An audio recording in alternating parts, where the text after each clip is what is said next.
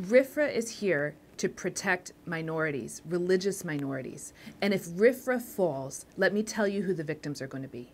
They're going to be religious minorities like my client, Native American Pastor Soto, who had his eagle feathers, sacred to his faith, confiscated by federal agents. He was threatened with 15 years in jail for possessing eagle feathers that he used in a religious ceremony.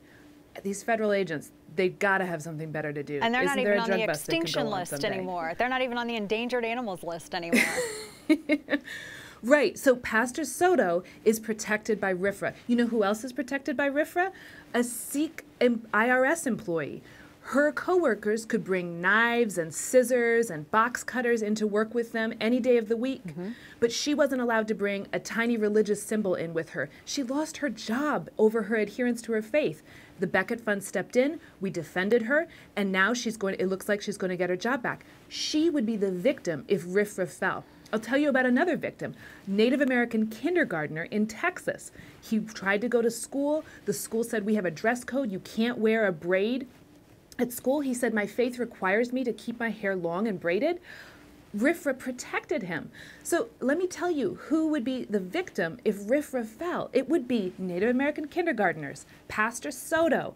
It would be Mrs. Tagore with her religious kirpan. It would be religious minorities. And you know who else would be the victim? It would be religious people who are motivated by their faith to serve the poor and who have opened homeless shelters and soup kitchens. I can't tell you the number of times that greedy city councilmen say we're not getting enough tax revenue from this nonprofit that's doing charitable work in the middle of our city. We want to replace it with a business, so we're going to try to zone it out of existence.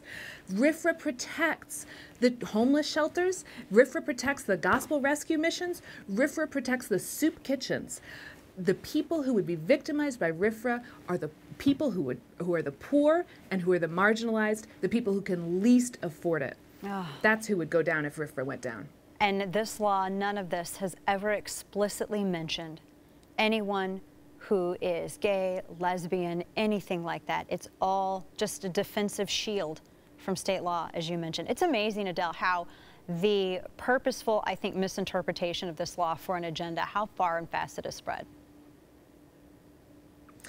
I think you need to ask yourself, why are these things coming up at this time? These laws have been on the books for 20 years. They've done so much good.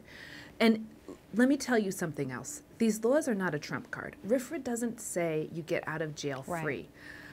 I wish, right? I defend these cases. What RFRA means is my clients get their day in court. They get to show that they have a sincere religious practice that they're engaging in, and that some government law, regulation, some government bureaucrat somewhere is preventing them from exercising their faith.